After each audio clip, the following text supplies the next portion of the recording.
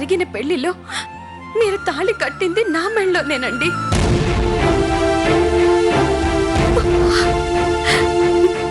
నేను చెప్తున్నది నిజమేనండి.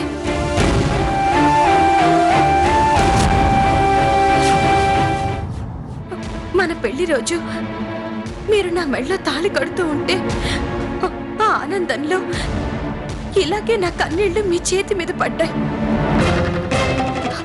గుర్తుకు రావట్లేదా?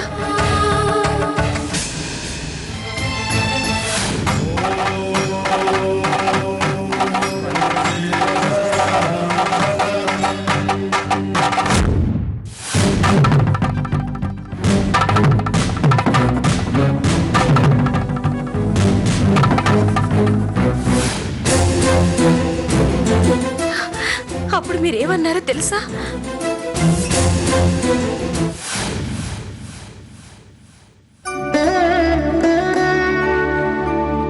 నేను ఎలాంటి వాడినో అని భయపడుతున్నావా? నేనేం చెడ్డవాడిని కాదు. నేను అమెరికాలో పెరిగిన మన సంస్కృతి సాంప్రదాయాల పట్ల నాకు చాలా గౌరవం ఉంది. ఆ రోజు నేను చెప్పిన మాటలన్నీ నీకెలా తెలుసు రాధిక? ఆ రోజు మీరు చెప్పినవన్నీ నాతోనేనండి. పెళ్లి కూతురుగా ముసుగులో ఉన్నది నేనే. నిజమా రాధిక? కాదు, నేను.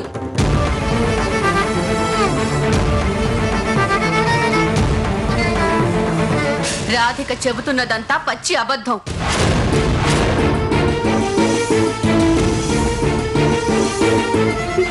కాదండి, సత్య అబద్ధం చెప్తోంది. మీరు మాట్లాడింది నాతోనే. మీరు తాళి కట్టింది సత్యం కాదు, నాకే.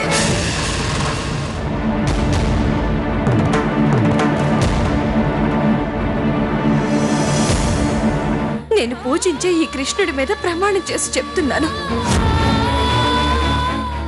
మొదటిసారి రెండోసారి కూడా మీరు పెళ్లి చేసుకున్నది నన్నే.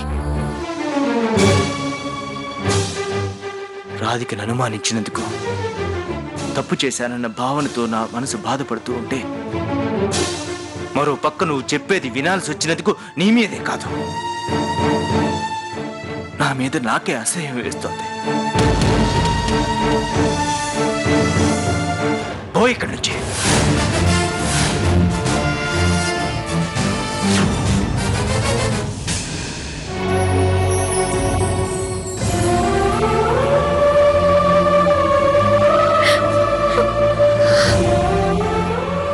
నువ్వు మంచి చెడు ఆలోచించగలిగే తెలివైన వాడివి. ఎవరు ఎలాంటి వారో తెలుసుకునే వయసు, అనుభవం రెండూ నీకున్నాయి. రాధిక చెప్తున్నది నిజమేనని నీ మనస్సాక్షికి అనిపించట్లేదా?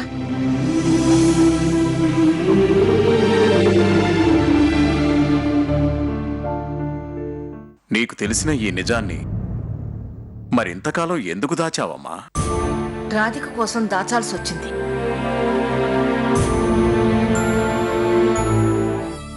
మన ఇంటి పరువు ప్రతిష్టలు పోకూడదని ఆలోచించిందిరా. అందుకే నిజం చెప్పొద్దు అంటూ తన మీద ఒట్టు వేయించుకుని నా నోరు నొక్కేసింది.